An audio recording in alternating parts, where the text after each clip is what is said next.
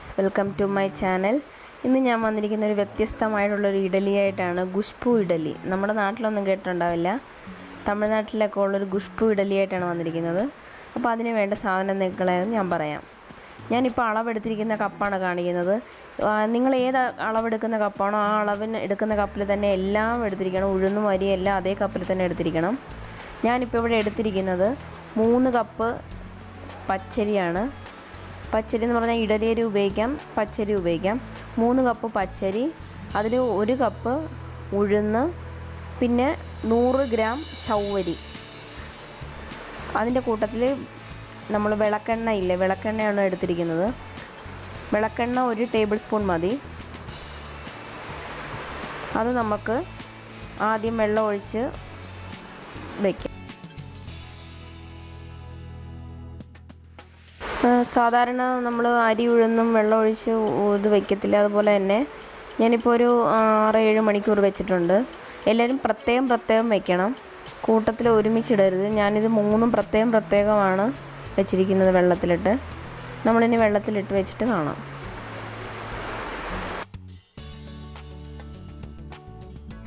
കുതിർക്കാനിട്ട് വെച്ചിട്ട് ഇപ്പോൾ 7 മണിക്കൂർ കഴിഞ്ഞു. 7 മണിക്കൂർ കഴിഞ്ഞിട്ട് എല്ലാം കുതിർന്ന് വന്നിട്ടുണ്ട്. നമുക്കിത് അരി ആദ്യം അരച്ചെടുക്കണം. നമുക്ക് ഇപ്പോൾ ഇത് ഇച്ചിരി കൂടുതലുള്ളതുകൊണ്ട് ഞാൻ പകുതി ഇതാണ് അരച്ചെടുക്കുന്നത്. ആദ്യം പകുതി എടുത്ത് അരച്ച് വെച്ചു. അരി പകുതി എടുത്ത് അരച്ച് വെച്ചതാണിത്. ഞാൻ രണ്ടാമതെടുക്കുന്ന അരിക്കകത്തോട്ട് നമ്മൾ എടുത്ത് വെച്ചിരുന്ന ചവ്വരിയും കൂടിയിട്ട് അരച്ചെടുക്കുക. നിങ്ങളിപ്പോൾ ഗ്രൈൻഡറിലാണ് എടുക്കുന്നതെങ്കിൽ അരി ഒന്ന് അരിഞ്ഞ് കഴിയുമ്പോൾ തന്നെ ഒന്ന് ഇട്ട് കഴിയുമ്പോൾ തന്നെ രണ്ടാമത് അതിൻ്റെ കൂട്ടത്തിൽ തന്നെ ചവ്വരിയും കൂടിയിട്ട് ഒരുമിച്ച് അരച്ചെടുക്കണം. അല്ലെങ്കിൽ രണ്ടും കൂടി ഒരുമിച്ചിട്ടാലും മതി. ഞാനിപ്പോൾ മിക്സിയിലായതുകൊണ്ടാണ് ഇങ്ങനെ പറയുന്നത്. ചവ്വരിയും അരിയും കൂടി അരച്ചെടുത്തതാണ്. അതും കൂടി നമുക്ക് ആദ്യം എടുത്ത് അരച്ച് വെച്ചിരുന്ന അരി അരച്ചതിനെടുത്തിട്ടും ഇടാം. ഇനി അടുത്തത് അരയ്ക്കാൻ പോകുന്നത് നമ്മൾ എടുത്ത് വെച്ച ഉഴുന്നും ഉഴുന്ന് അരയ്ക്കുമ്പോൾ അതിൻ്റെ കൂട്ടത്തിൽ തന്നെ ഉപ്പും കൂടിയിട്ട് അരയ്ക്കണം. ഉഴുന്നും ഉപ്പും കൂടി നമുക്ക് ഇതുപോലെ തന്നെ അരച്ചെടുക്കാം.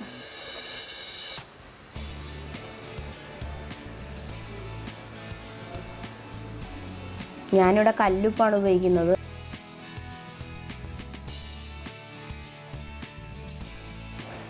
നമ്മുടെ ഉഴുന്നും അരച്ചെടുത്തിട്ടുണ്ട്. അതും കൂടി അരിയുടെ മിക്സിലേക്ക് ഇടാം.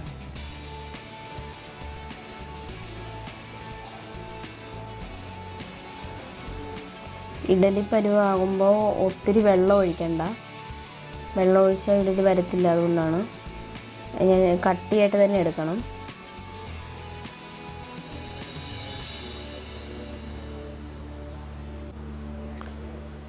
അതിലേക്ക് ഒരു 1/4 ടീസ്പൂൺ ബേക്കിംഗ് സോഡ. തെറ്റിപ്പോരുത്, 1/4 ടീസ്പൂൺ ബേക്കിംഗ് സോഡ മതി. അതും കൂടി ഇട്ട് നല്ലതുപോലെ മിക്സ് ചെയ്ത് വെക്കണം. പിന്നെ ഇതിനകത്ത് ഇനി ഒരു സാധനം കൂടി ചേർക്കാനുണ്ട്, നമ്മൾ വിളക്കെണ്ണ. അത് ഞാൻ പറയാം. ആദ്യം ഇതൊന്ന് നല്ലതുപോലെ അരിയും ഉഴുന്നും ബേക്കിംഗ് സോഡയും എല്ലാം കൂടി നല്ലതുപോലെ ഒന്ന് ഇളക്കിയെടുക്കുക. നമ്മുടെ കൈ കൊണ്ട് ഇളക്കിയെടുക്കുന്നതായിരിക്കും ഒന്നുകൂടെ നല്ലത്. ഇളക്കിയെടുത്ത് വെച്ചിട്ടുണ്ട്. ഇതിലേക്ക് ഒരു ടീസ്പൂൺ മതി. 1 ടീസ്പൂൺ നല്ലെണ്ണയും കൂടി ഒഴിച്ച് മിക്സ് ചെയ്ത് ഒരു 8 മണിക്കൂർ ഇത് പുളിക്കാൻ വേണ്ടി വെക്കണം. ഇനി നമുക്ക് ഇത് ഒരു 8 മണിക്കൂർ പുളിക്കാൻ വേണ്ടി വെക്കാം.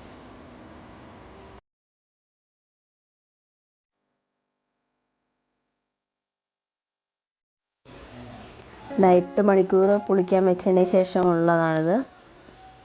നല്ലപോലെ പൊന്തി വന്നിട്ടുണ്ട്, കണ്ടോ?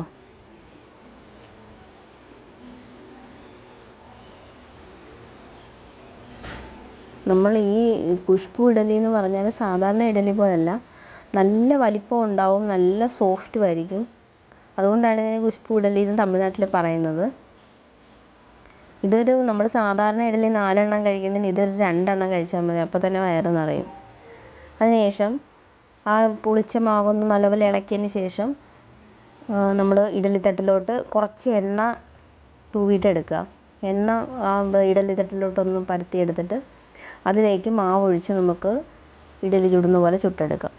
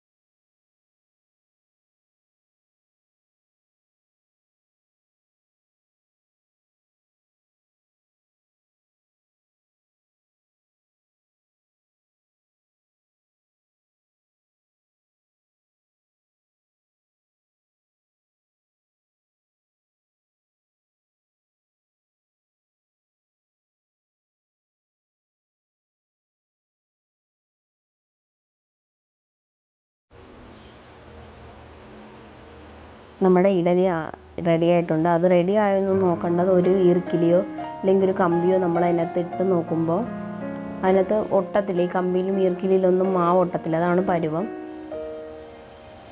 ഇഡലി റെഡി ആയിട്ടുണ്ട്. നമുക്കിതിനെ ഒന്ന് തണുത്തതിന് ശേഷം ആ തട്ടിൽ നിന്ന് ഇളക്കിയെടുക്കാം.